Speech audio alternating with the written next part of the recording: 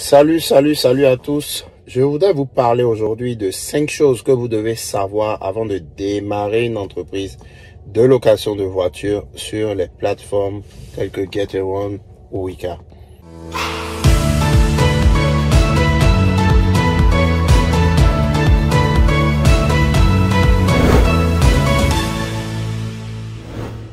Aujourd'hui, je veux vous parler de 5 choses les plus importantes que vous devez garder à l'esprit si vous êtes quelqu'un qui veut démarrer une entreprise de location de voitures.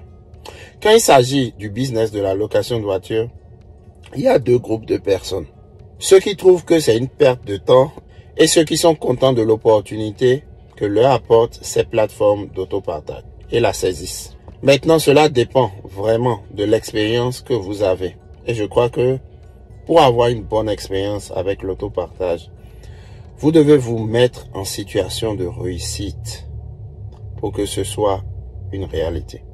Maintenant, comment faire en sorte que votre entreprise de location soit tout ce que vous voulez qu'elle soit et plus encore? La chose la plus importante que vous devez garder à l'esprit avec le business de la location de voiture est que vous devez être prêt à travailler et à vous instruire sur les détails de l'activité. Le fait est que votre entreprise peut se développer ou échouer en fonction des décisions que vous prenez.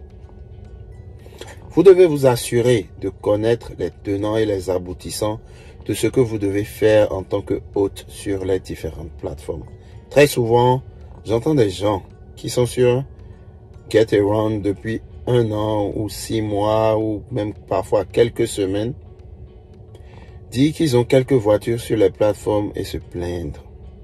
Et lorsque vous leur posez des questions sur les règles de base des conditions de service au sein des plateformes, ils ne peuvent même pas y répondre.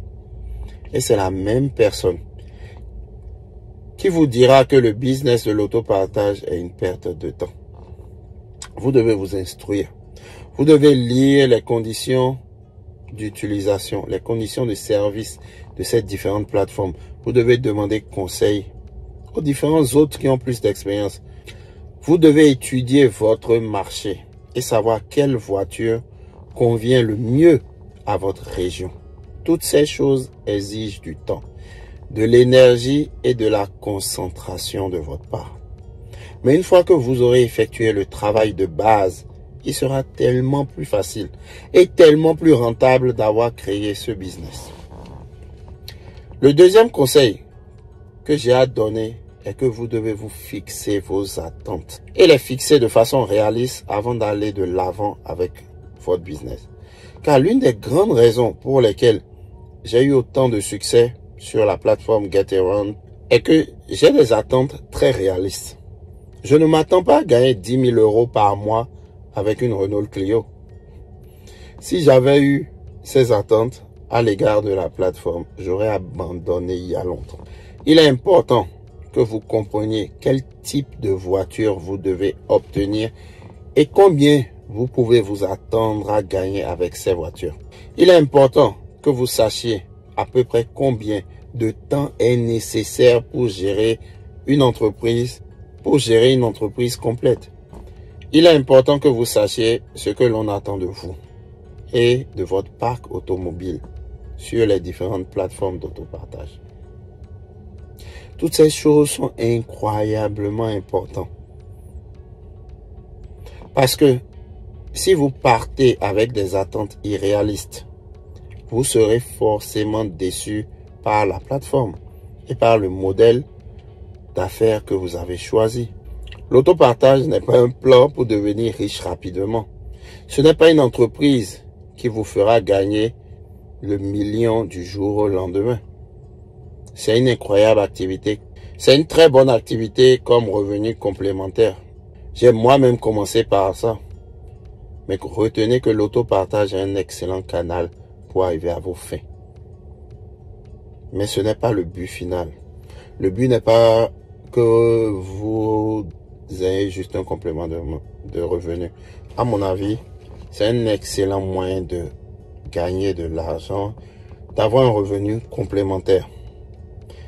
Un revenu qui puisse ensuite vous permettre d'investir dans de la pierre, dans l'immobilier, dans des actifs, dans une chaîne YouTube peut-être, ou dans d'autres entreprises. C'est un excellent moyen, c'est une excellente source de revenus secondaires. Et ça peut être semi-passif. Mais pour que cela devienne votre réalité, vous devez d'abord définir vos attentes. Et vous devez vous lancer avec des attentes réalistes quant à ce que vous voulez accomplir. La troisième chose que vous devez savoir sur le business de la location de voitures avant de démarrer est que vous devez comprendre les voitures, quoi. Vous ne devez pas être étranger à l'automobile. J'en ai beaucoup parlé sur cette chaîne YouTube et j'en ai parlé chaque fois que des gens m'ont demandé des conseils sur l'activité. À mon avis, il est très difficile d'avoir un parc automobile prospère si vous n'avez pas de connaissances de base sur les véhicules et leurs entretiens. Pour la petite histoire, ceux qui ne savent pas, pendant que j'étais encore étudiant, mes tout premiers business étaient reliés à l'achat et revente de voitures. Cela rend la chose aujourd'hui très facile pour moi parce que je suis dans mon élément. La principale raison est que si vous avez un parc automobile, la question n'est pas de savoir si les choses vont se briser ou si elles vont mal tourner.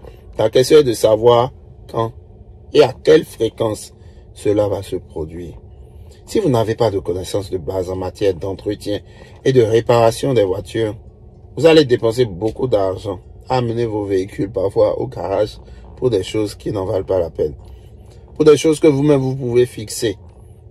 Je pense que la meilleure façon d'exploiter une entreprise de location de voitures est de posséder une expérience dans le domaine des voitures. Bref, ça rend la chose facile. Ou tout au moins avoir de bonnes relations dans le domaine.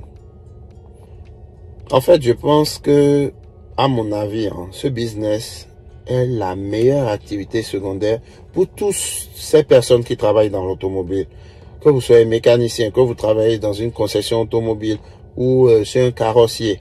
Ces personnes ont déjà une expérience sur comment ils feront les entretiens de base. Ils ont déjà des connexions pour pouvoir faire les choses de manière rentable.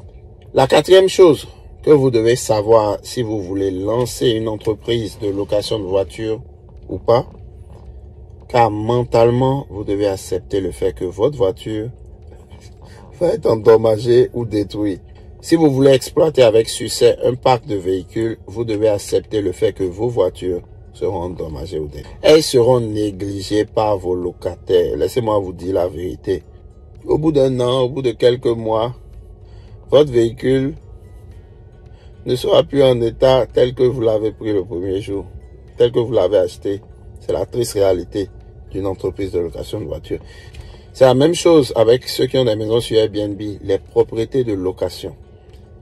Et les voitures de location ont le même problème. Ça demande beaucoup de maintenance, ça demande beaucoup d'entretien. C'est pour ça, je suggère, je conseille à toutes ces personnes qui sont sur les plateformes d'autopartage de vérifier leur voiture de manière quotidienne, du moins après chaque location. Le fait que les gens ne traitent pas très bien les choses qui ne leur appartiennent pas, c'est pas de leur faute, c'est leur éducation. Aucune des voitures que je loue sur les plateformes n'est une voiture à laquelle je tiens.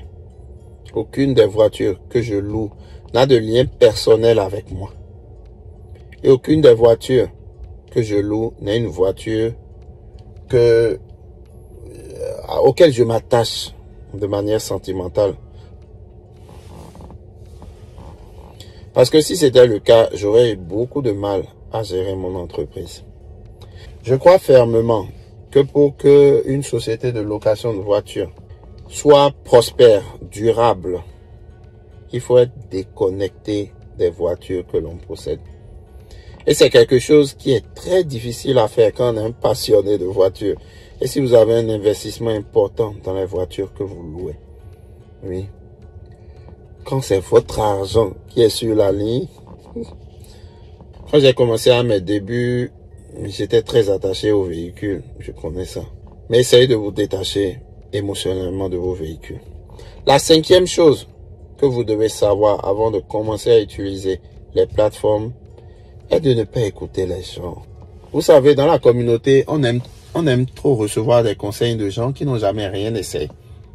De gens qui n'ont aucune expérience, aucune expertise, aucune expérience du business. Des gens qui n'ont jamais géré un poulailler et vous leur demandez comment ils vont gérer, de vous apprendre à gérer une société de location de voitures. Donc, n'écoutez pas les gens. Et le fait est que, quelle que soit l'expérience de cette personne, elle est unique à cette personne. Ce n'est pas parce que cette personne a eu une bonne expérience ou une mauvaise expérience que vous aurez la même chose. Si vous êtes quelqu'un qui veut se lancer dans le business de la location de voitures, je vous encourage à l'essayer. Surtout dans les mois à suivre parce que c'est la haute saison. Si vous aimez l'activité, vous pouvez vous développer à partir de là. Si vous êtes intéressé à démarrer un parc de véhicules de location ou à agrandir votre parc de véhicules, je vous conseille de vous lancer. Faites-en l'essai juste avec votre véhicule personnel actuellement. Voyez si vous aimez cela d'abord. Et si vous n'aimiez pas, ce n'est pas la fin du monde. Vous n'avez rien perdu. Si vous aimez et que vous voulez prendre de l'ascension, vous aurez peut-être une activité complémentaire très fructueuse que vous pourrez développer à partir de ce moment-là. Ce sera tout pour cette vidéo. Merci de m'avoir écouté. On se retrouve à la prochaine vidéo. Vivez, non survivre, soyons prospères. Je m'étais arrêté quelques secondes pour vous faire cette vidéo. À la prochaine vidéo.